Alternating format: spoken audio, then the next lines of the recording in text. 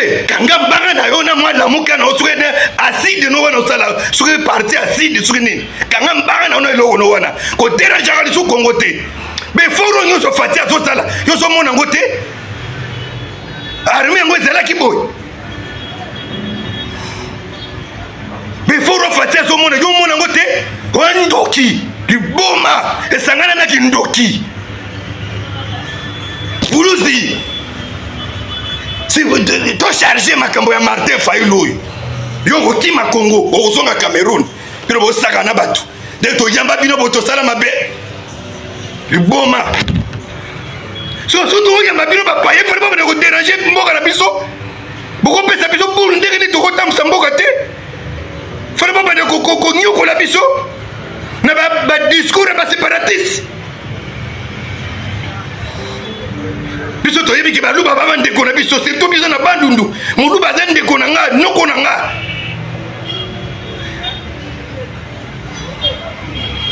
ezala mbala suka na mona biso mo ba discours na bino ba bizengi oyo bolanda Martin Fayulu li babela na bino 2025 obo mona bolamu te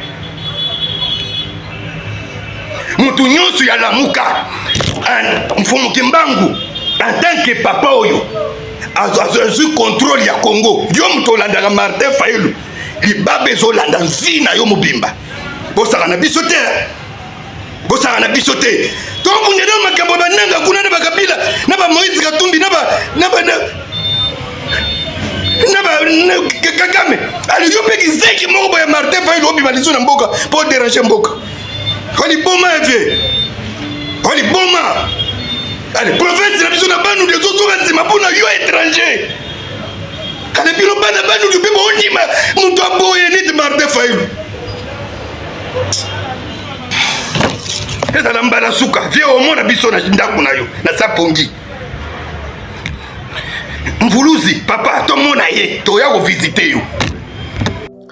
Merci Nabandeko nyonso ba fidèle téléspectateur à Genor TV. Merci pour la fidélité Nabino na Genor TV. Merci na nyonso bozo sala pour nabiso bolemba kabiso te biso pe moyen to lemba bino pe ezate de temps en temps. Toza ko obligé ya koyaka pona ko solola na bino tango makambo ezalaka ya ko solola.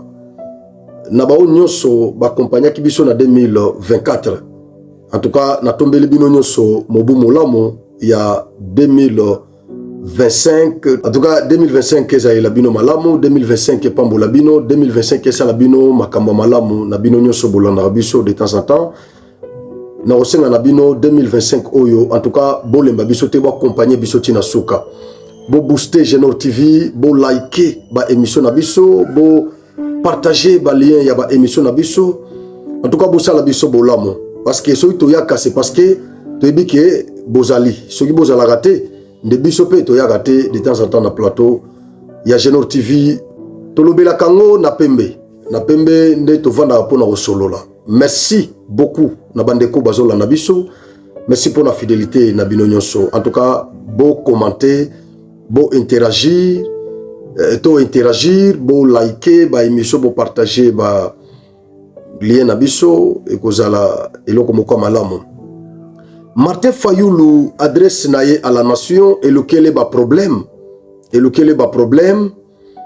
micro ezelo ko kusaka nangote caméra ezelo ko kusaka nangote kondo était sekedi mulumba na kantsaka mingi papa wana ba moma ya boye chaque fois na mona ko posa moko azobima liboso ba caméra pona koloba makanisi na zonga kambala moko et papa Etienne azalaki soka vai na kimia mais soka bimika ka po loba soka lobika iloko moko bo sentir que ba congolais tout ba mi retrouver na langage nae. Malheureusement lelo ba opposant otoza na bango baza ba séparatiste ba langage na bango eza ba langage ya commun des mortels, langage ya balabala. En tout cas ende ba langage o ba leader na biso baza ko tenir. C'est vraiment déplorable, c'est vraiment dommage pour l'opposition lelo. Martin Fayulu, il s'est adressé à la nation la fin de l'année 2024. La première question, on a une adresse à Martin Fayulu et Zaboui Bandeko. Nous sommes dans une jungle où nous sommes dans un état de gens normaux, créés à l'image de Dieu. Un état de gens qui réfléchissent. Dans la forêt amazonienne, nous sommes dans un état de nature où il n'y a pas de règles. Wapi, je ne sais pas. Pays nini otosto mona ata en Afrique awa. Nzamba sala biso quand même mongolu. Yako fréquenter ba pays belé en Afrique awa. Pays nini bino bosibo mona. Opposant azo s'adresser à la nation. Rebelle lokola nanga pe ache cher azu drapeau ya mboka. Ache ngo simanaye utopembeni atelemi azape ko s'adresser à la nation. C'est dans quel pays? Ata bandeko bazana o bazana na ba pays quand même développé à Europe. Bobi sangai. Est-ce que makambo isale maka awa et pas na bino isale maka? Parce que toujours brandir démocratie. Normalement le système il y a démocratie et où t'es pas na bisoté. Et ça n'est pas où t'es là. Démocratie et où t'en es en Europe. Mais côté démocratie où t'as. Et c'est pas na bisoté. Mais est-ce que bango et pas na bango wana? Ba mi comporta kandenge biso toza ko mi comporter question mark. Un opposant au bazo la micro ba le pêcheur a telemi azako s'adresser à la nation. Bilan nini ozo présenté. Parce que qu'on s'adresser à la nation et ça qu'on se baser na principe il y a redevabilité. Il y a redevabilité. Chef de l'État, où il a élu au suffrage universel, direct, c'est lui qui est astreint de s'adresser à la nation en vertu de ces principes-là de redevabilité. Parce qu'il a obligé à rendre compte de la souverain primaire.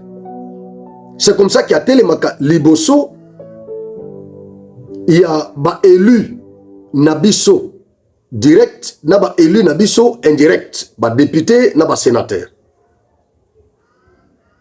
Azo s'adresser tant aux Liboso na bango, donc azo considérer bango lokola échantillon, il y a souverain primaire, représentant, il y a souverain primaire. Suko Martin Fayulu suko yo a s'adresser à Kanabanani. Bachele cacher, bachele caméra devant les journalistes. A télémé à lobby, ba connerie, il raconte des balivernes. Oh, il y a un minute, il y a un problème na Congo. Et il y a problème, nous avons des problèmes na Rwandais. Fayulu a élu ce problème na discours na ye. Bandeko, il y a espace, il y a Grand Kassai, Batomboki, il y a une déclaration. Je crois, Tokoche la bino déclaration ana. Vous allez suivre cette déclaration-là. On a sujet liboso auto abordé. À propos, il y a Martin Fayulu. Je crois les mêmes jours, dans cette émission pour répondre à Martin Fayulu. Dans le Belaki, makambo ya diplomatie nabiso eza défaillante, ou il y a l'obaki a qualifié qui de défaillante, armée ou eza affaibli. Il avait parlé encore de la révision de la Constitution.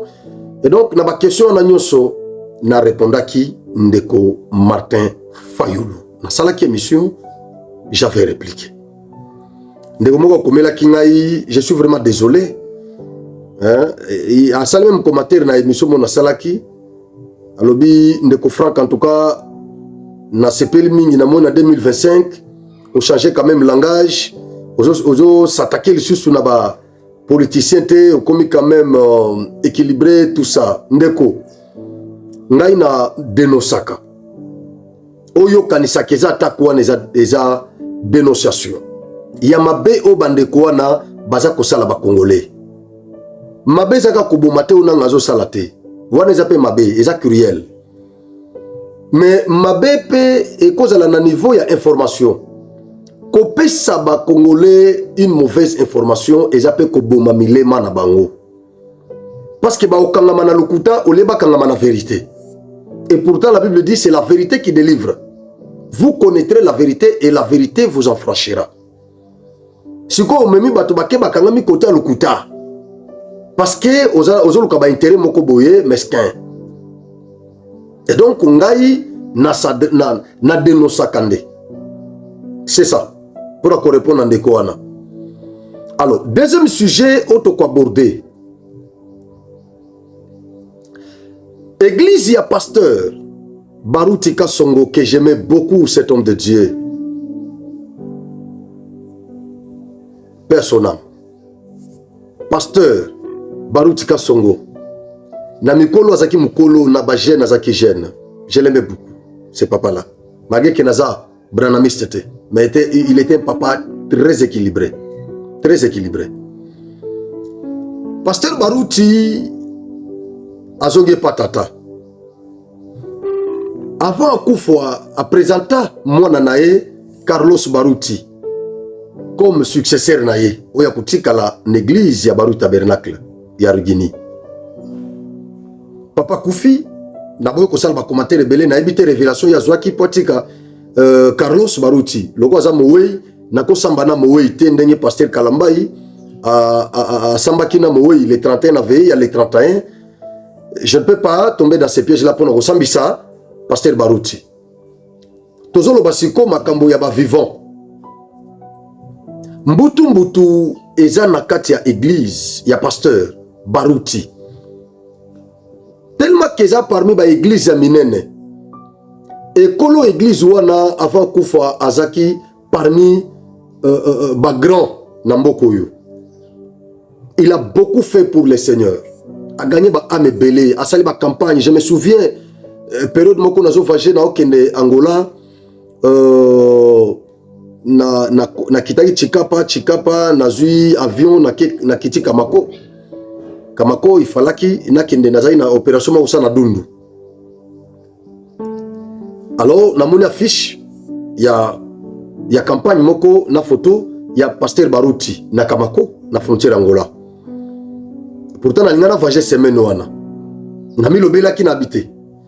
Loko la pasteur Baruti azoya côté ya awa na voyager sous il faut na freneti pasteur Baruti aya asa la campagne na assister na zo bénédiction na ngai comme ça na continuer voyager na nga na frena na Kamako ti pasteur Baruti aya une semaine après a organisé campagne na ye ataya qu'il sous très bien. Il était vraiment équilibré na message na ye vraiment évangélique. Asala ba miracle nga na mona oyo nga na mona bayana mama moko ebembe akufa sida. Pasteur Baruti a prié pour na mama wana na Kamako na miso na ngai mama na c'est quoi et sida pesila. Asala ba miracle belé ba aveugle ba miso fongwama tout ça na miso na ngai un miracle authentique. Donc on a confirmé que cet homme était vraiment un homme de Dieu. Voilà pourquoi choix naïe moyena sambisango ezate parce que nazaki na confiance pas naïe en tant qu'un homme de Dieu. Atika pasteur Carlos na église wana. C'est parmi les grandes églises ya Congo. Voilà pourquoi Oyezo le Kanabaruti Tabernacle, ça doit nous intéresser aussi. Malgré que nous ne sommes pas des branamistes, ça doit nous intéresser. Dimanche, il y a je crois dimanche passé, pasteur Carlos, parce qu'il a trop menacé l'église, ils ont ba serviteur rebelle au bazako démissionné, tout ça, ba diacre ba mandat na bango et sili, ba mandat expiré, il faut ba renouveler ou on selon système na bango. La Bible, je ne sais pas, et si kanini na Bible va renouveler la mandat, il y a ba diacre na ba ancien, je ne sais pas. À ce que je sache, ancien ceux qui a consacré ancien diacre, ceux qui a consacré diacre. Aussi longtemps qu'azo tambola malamu, azo répondre na critérium biblique, a continuer cause la diacre. Mususu petit so koya okuta e diacre. Mususu pe ceux qui a ministère ya parole, akobenga mape na ministère ya parole, akenaye na ministère ya parole. Mais expiration ya ba mandat ya ba diacre, je ne sais pas selon organisation ya Baruti Tabernacle, comme je l'ai dit, que l'église wana azaki muto ya convaincant ngai sur le plan ministériel, spirituel à convaincant. Moi na sambi saye ezate. Na ba propos il y a pasteur Baruti dimanche passé. À l'objet, tous les diacres qui sont ici, leur mandat prenne fin d'ici les 31. Et ça qui avant les 31. Et ça qui avant les 31. Donc dimanche, il y a semaine. Alors bien Bango ne peut renouveler son mandat que celui qui me considère comme son pasteur. Et donc celui qui ne me considère pas comme son pasteur, il ne peut pas renouveler son mandat ici. J'évite ces terrains-là. Nazo éviter yango. Mais sinon, quelque part, il a raison. Parce que tu ne peux pas évoluer avec quelqu'un, ce que vous ont considéré était le coup là, père spirituel na yo. Sinon, au lieu à cause de la bénédiction pour nayo, à cause de la malédiction pour nayo. Alors, il était clair dans son langage, limpide dans un langage clair. Pasteur Carlos Aibisi Bango, mandat Nabino expiré les 31, ne peut le renouveler que celui qui me considère comme son pasteur. Et donc, ce que je considère encore pasteur Nayote, Zonga Naba, ou que nous vendons. À ça, il va commenter rebelle na prédication, il y a dimanche wana. Na ozong il a na commenter wana te. Mais entre-temps, démission, Eza est belé na kat église wana. Il y a le pasteur Paul Ndembo, qui était pasteur assistant de pasteur Barouti. Il a aussi démissionné. Motivation ni na tient la lettre à démission nae. Alobi ke mateya oyo comme oteya mana Barouti tabernacle, Eza ya Mangomba, ba benga kabato église du réveil Mangomba. Ba dénominationnel. Et donc, branamisme est les sous-soutés. Bazo sentir les sous-branamisme té. Bah comme il faut sentir, voix y a réveil, y a église du réveil, nakati y a Barouti tabernacle. Ou on a raison, ou y sali qui est pasteur Paul Ndembo à Longwana Barouti tabernacle. Avant y moi ba démission et zalaki bat bazo longa pour na ba raison et belé. C'est comme si pasteur Carlos Barouti a même mis vent, il y a réveil dans le tabernacle, Barouti tabernacle. Moi j'estime que Félix ne peut donner que ce qu'il a eu auprès de son père. Malgré qu'il y a Koko Baki s'appelle Babilo Konaye. Moïse Mbiye ne peut donner que ce qu'il a eu auprès de son père. Akoko Baki s'appelle Babilo Komosusu. Jésus-Christ ne peut donner que ce qu'il a eu auprès de son Père. Parce que moi, je encadré na liboso za papa naye. Malgré que moi n'a pas kobakisa biloko naye, wana eza lié na génération. Mais socle ya nyoso ko sala. Et où t'attendais pas papa. Avant pasteur Barouti akufa, babana ko reprocher pasteur Barouti. Donc, makamo bozo lo bana pasteur Carlos wana. Fala kinde bolo bango na pasteur Barouti. Parce que ba pasteur belé ba église branamiste belé babana considéré pasteur Barouti loko la pasteur ya pasteur pentecôtiste. Il y a ba église du réveil. Parce que maté ya pasteur Barouti est là qui trop équilibré. Pasteur Barouti qui n'a plus loin pour attaquer même frère Branham. C'est que les autres branamistes ne peuvent pas faire. Le pasteur Barouti l'a fait. Pasteur Barouti a reproché à frère Branham na maté moko. Frère Branham il paraît que j'ai ma mariage moko boye que noir a koko bala na mundele te tout ça. Frère Branham maté biloko wana eza na ba brochure. Il y a ba frère Branhamiste. Pasteur Barouti a fâché ma ben na chère lobi ngai Barouti kasongo. J'étais le plus intelligent à l'école. Ngai Barouti Kasongo, frère Branham Mazolo Bananga qui ngana za singe. Moi je suis singe. Jamais, c'est pas moi Barouti Kasongo. Singe.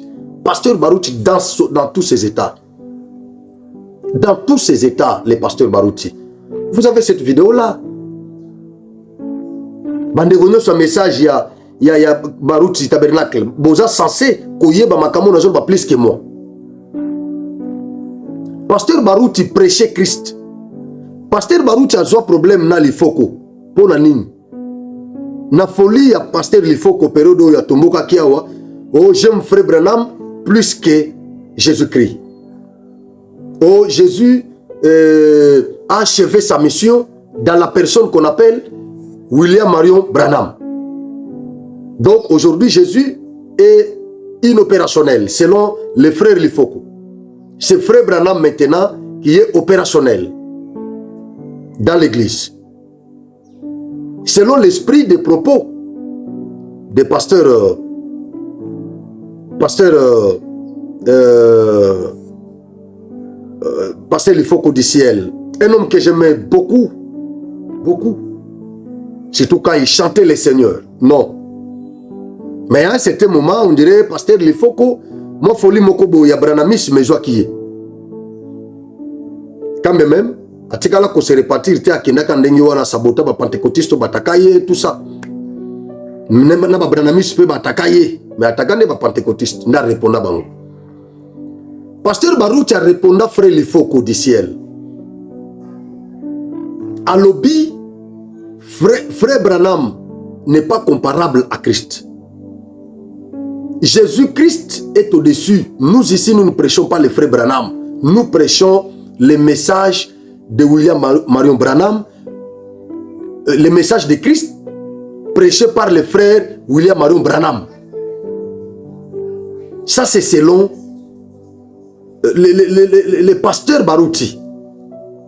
Alors, au regard de tout ça, moi, je me disais que cet homme était vraiment un homme de Dieu. Que son âme repose en paix. Que son âme repose en paix. Pema malamunanda kwa tata, pasteur Baruti. Et donc, c'était quelqu'un qui vénérait Jésus-Christ à la place de Branham. Mais néanmoins, il reconnaissait Branham comme leur prophète. Et donc, c'est que le pasteur Carlos Baruti prêche aujourd'hui. Azolango et pas Kankin Zate, et pas Mukunate, et pas Mutombo Kalombote, et pas Jean Bosco Kindombate, et pas Gizaminate, et pas Tambuluko Kite, Azolango, et pas Bob Kalonjite, Azolango, Azoli Yango, Nyoso, et pas Sonic Afutate, et pas Coutinho Fernando Te.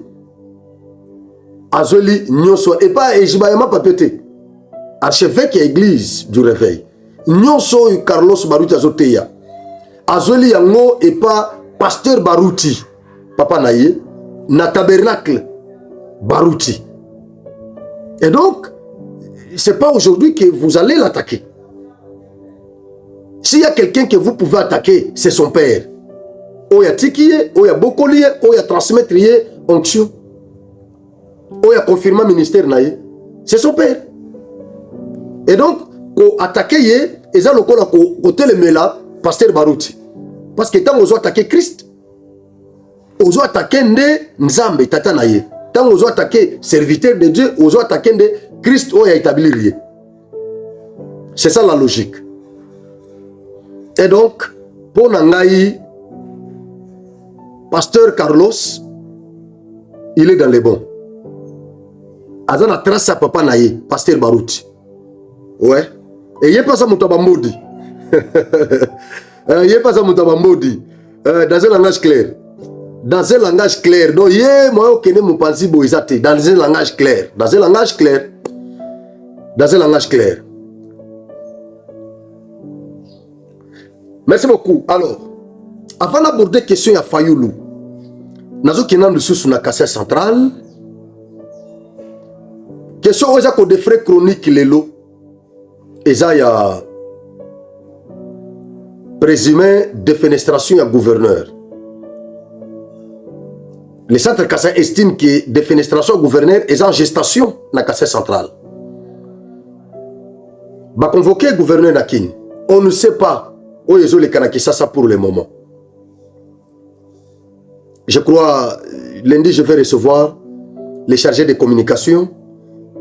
Il y a gouverneur, donc, chef à cellule, il y a communication à gouvernorat, Van Chilanda. Je l'aurai sur le plateau de Géno TV. Comme ça, c'est la bouche autorisée pour le moment. Qu'il vienne un peu nous expliquer ce qui se passe. Parce qu'il est mieux informé, plus que quiconque. Qu'il vienne quand même nous informer ce qui se passe pour le moment. Parce que ma question est belé au bande de mituna.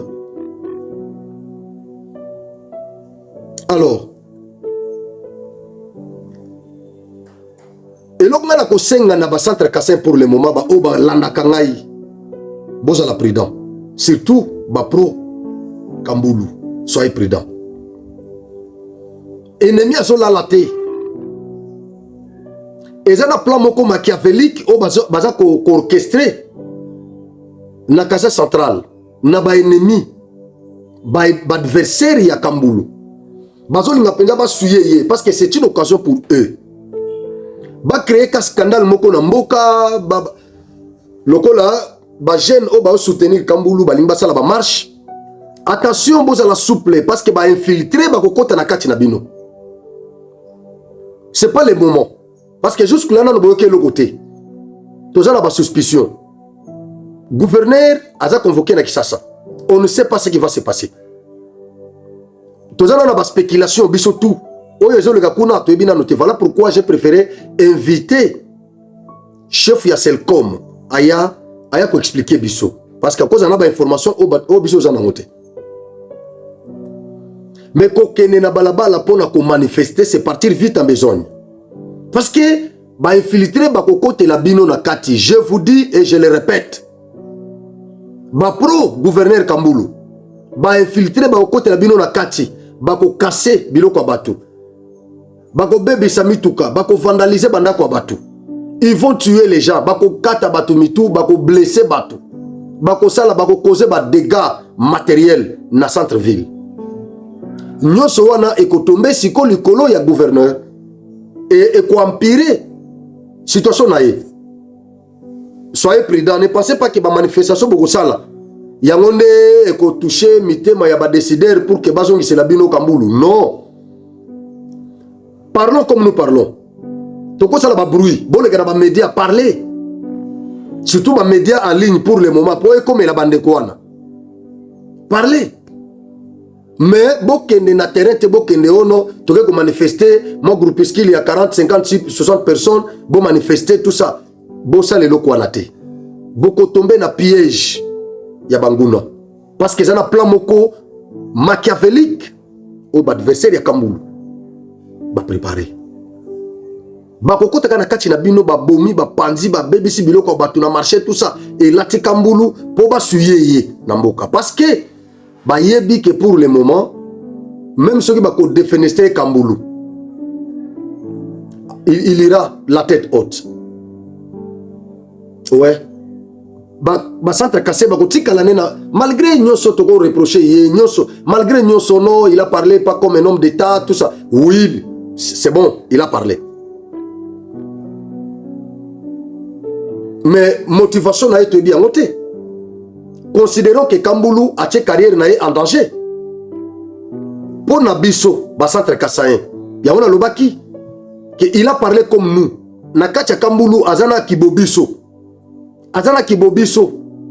C'est-à-dire ce qui est le Kambulu, va voir y. Et ça passe qu'à Yibité. Nous avons 17 millions de circulé, 17 millions est-ce que vous avez s'embêter? Présomption d'innocence, ce n'est pas Nabiso. Surtout dans les médias, dans les réseaux sociaux. Les gens ont tout a une facilité pour communiquer dans les réseaux sociaux. Sans tenir compte, il y a présomption d'innocence. Osa, na gouvernement. Osa, na assemblée provinciale. Osa na place mon côté, na régime osa na province. Mais osa soit les 17 millions, au bandi ko commenter yango et puis ou inféré que Kambulu a détourné 17 millions.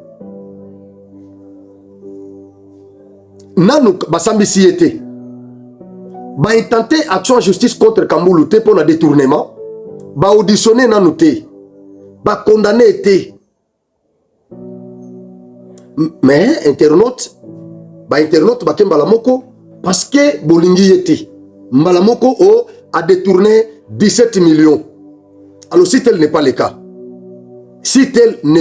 cas, nous avons une assemblée ici qui a pour mission de contrôler et si Kanyo se finance publique et Kenaka va inspecter à IGF Bazali. Mais comment tu peux directement déduire Toyokaki que 17 millions, oui. Ministre de la Finance, Alobelaki Yango, oui. Fachi asenga ki bapesa oui. Gouverneur azwaki yango oui. Mais est-ce que gouverneur yibi yango?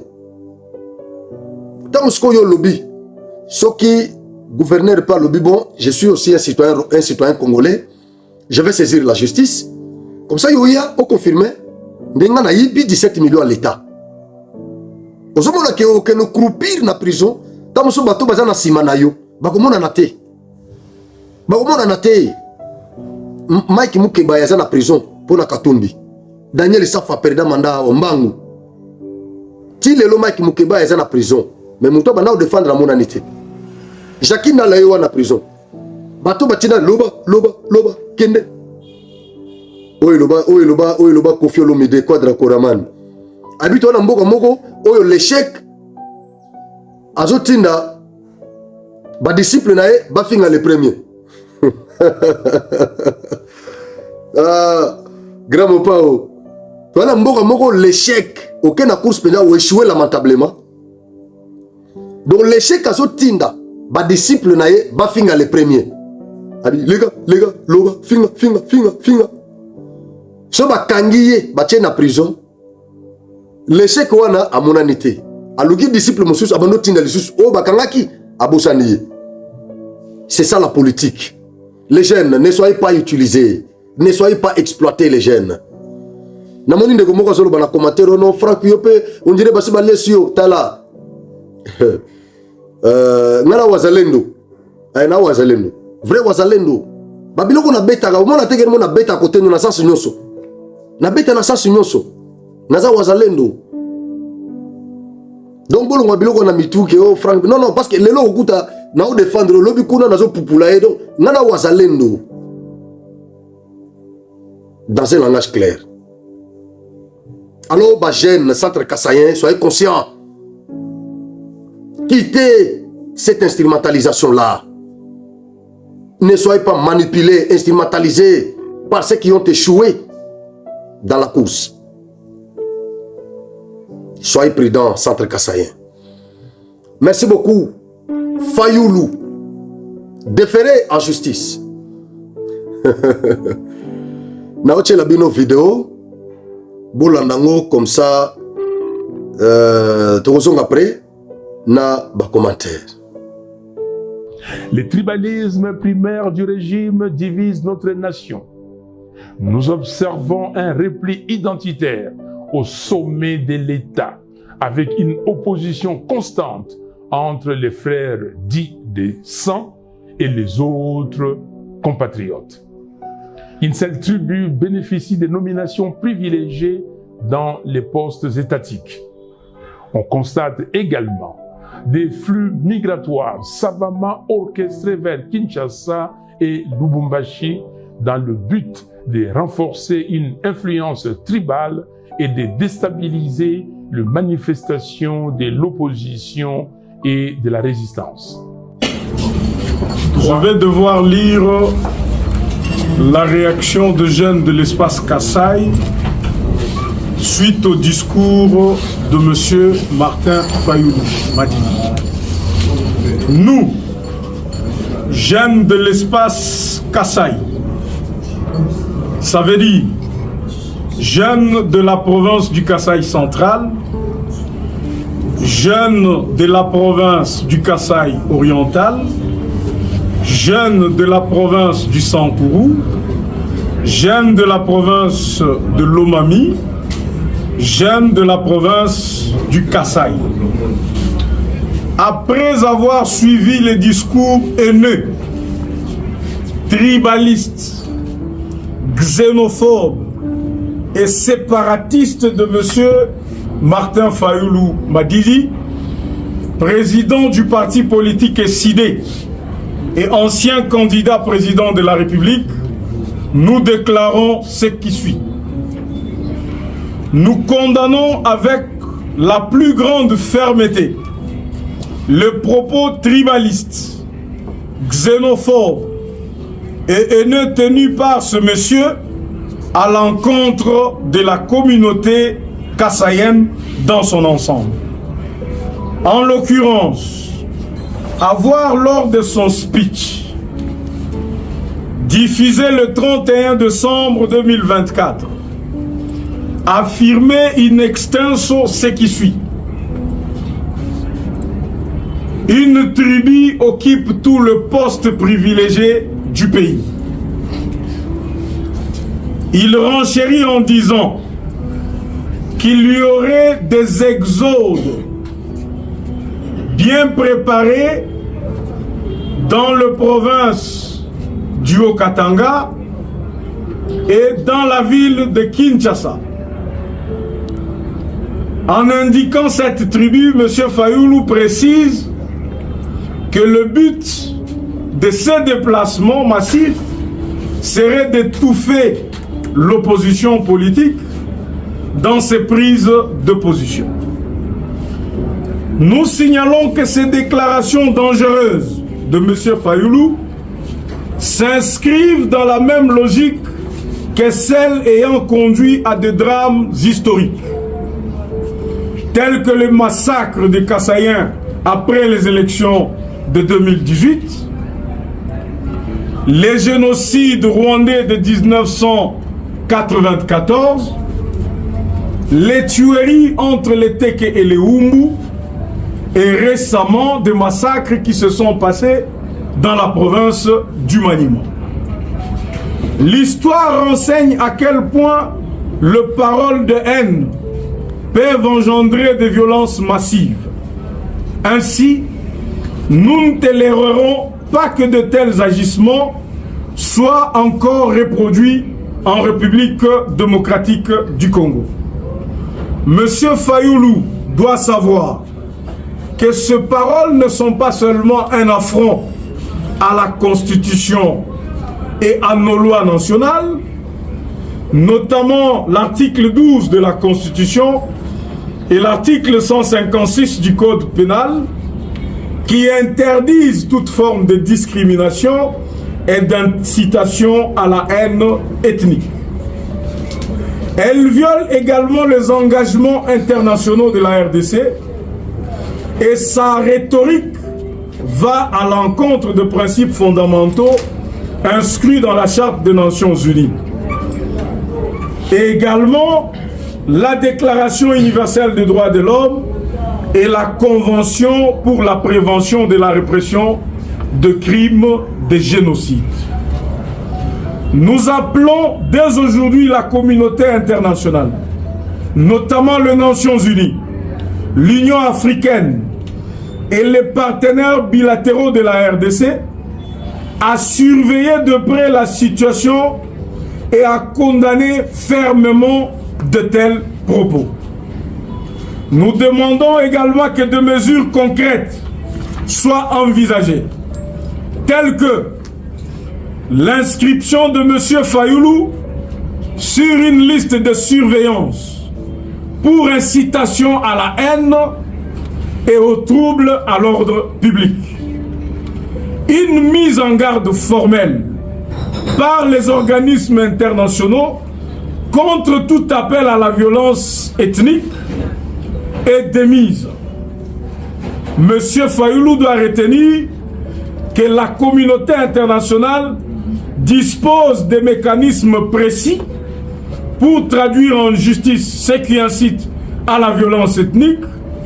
Les auteurs de tels discours, à l'instar de ceux condamnés par le tribunal pénal international pour le Rwanda, ces gens-là doivent comprendre que l'impunité n'a pas sa place dans le monde. Je crois Bolandi vidéo en a très bien.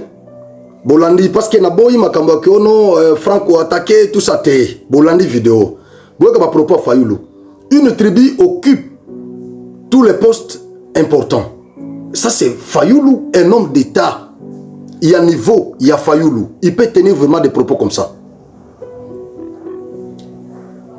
Il s'agit de quelle tribu qui occupe tous les postes importants dans ce pays. Bon, qu'on en parle un peu. Tout le bélango dans un langage clair. Bon, ma poste ni nyango o tribu moko ezo occupé. Qu'on en parle, qu'on en parle. Et j'ai là ma poste belé au ba Congo bazali Baswahili bazali biloko ndenge wana. Il y en a beaucoup. L'armée n'en parlons même pas. Mais l'armée on a le chef d'état-major Bachenan Mouloubakat Yalboumachi. Batumoussou Batumbokela Fachi Babino, mais écoutez, Bozo Gana Bakatangé, mais pourquoi que Ndocha Katangé, l'armée, Bako renversé au Kabila, Nakaval, Katumbi, Nakaval, John Numbi, Nakaval, Ngoy Moulunda, Nakaval, Ozui Katangé, Oche na armée. Bako ko renversé yo. Combien y a bateau Batakaki Fachi, tango ba nommé chef d'état-major? Est-ce que ça Moulouba? Est-ce que ça Moulouba?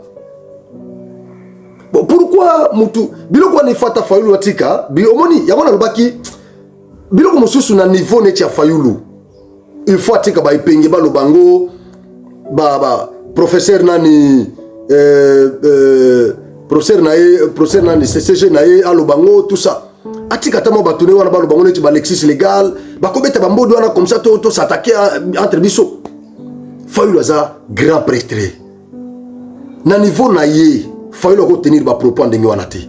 Fayulu dit il y aurait des exodes bien préparés dans les Katanga et dans la ville de Kinshasa dans le but d'étouffer l'opposition.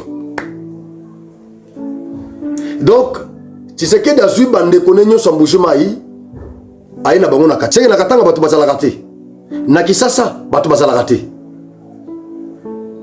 Tango tokenda na ba élection awa. Est-ce que Kasai azalaka na ba voix ebele penza kolega Katanga? Est-ce que Kasai azalaka na ba voix ebele kolega ba province nyonso wana? Siko ba Kasai baza combien? Baza penza combien yake bako zoa ba Kasai batindi bango na Katanga. Bazu ba Kasai mosusu batindi bango na Kasai et na Kisasa. Donc nakini une ville cosmopolite hétérogène, Bakongo bambala banani bayombe batetela bachoko bazakuna ba pigme bazali banani bazali baumbu bazali bateke bazali bikolo nyonso wana oza na kini. Dibalo bagoya ba dominer bikolo nyonso wana bana ko attaquer Martin Fayulu. Mais secrétaire ya Martin Fayulu ya parti na ya za Mulubat. Seconde ni azo attaquer Fayulu te. Boni yataka Fayulu te. Presse pengeo yazaka mutetela et penga za mutetela je crois. Mais batetela baza ba Kasayen.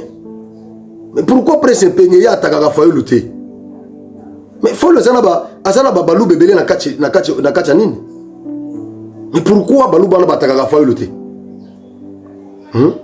Donc namboko tozana armée te, tozana la police te, tozana service à renseignement te. Namboko yo balubande bakomo kanga batu balubande bakanga ka ba opposant balubande baluba ba propos au Fayulu à tenir eza ndenge moko na ba propos au set kikuni atena eza ndenge moko na ba propos au pasteur Ngoy Moulunda atena na chère église na ye. Et qu'est-ce qui fait que na tour ya Fayulu lui n'est pas interpellé? Qu'est-ce qui fait qu'à son tour par service à renseignement Obama qui couni devant le juge? Pourquoi il se taise? Pourquoi il ne dit rien? Pourquoi vous êtes tous taciturnes? Pourquoi? Pour la nini? Interpeller Fayulu parce que nous sommes dans un état de droit. Nul n'est au-dessus de la loi. C'est ça l'état de droit. Ce qui est ngainde munatenaki ba propos wana. Eronde ya nera simanangai ba service à renseignement na simanangai parce que naza fretin. Et parce que Fayulu il pèse. Alors là si le chef de l'État a un juge naturel. Premier ministre a un juge naturel. Matata Ponyo qui était premier ministre, il a été déféré devant son juge. Mais Fayulu, pourquoi Fayulu a coquille contenir ma propos séparatiste, régionaliste, xénophobe, tribaliste, mais botikiye, moutouma sur le belangote. Kaka bisonde tozo ganga na biso ka ndenge wana mais tokoloba ti bokoyoka parce que na cette kikuni pe toloba ki ti boyokaki nango emulunda toloba ki ti boyokaki. Nous voulons voir Fayoulou devant son juge naturel. Bazo Sambi ça pour na ba propos oya tenir wana parce que ça xénophobe. Na niveau Fayoulou ko lo babiloko ndengwana te. Alors ba jeune kasaye ba yokani ba déférer la justice parce qu'ils se sont sentis lésés, discriminés. Ils sont mis en danger par le président de l'ECD. Fayoulou milobakaza muto bandundu. Mais bango balobi azande ko na bango te. Balobi ya lobi aza étranger zangate. Ya lobi aza ndeko na ye, alobi aza étranger. Tokutani mbala sima. Merci beaucoup.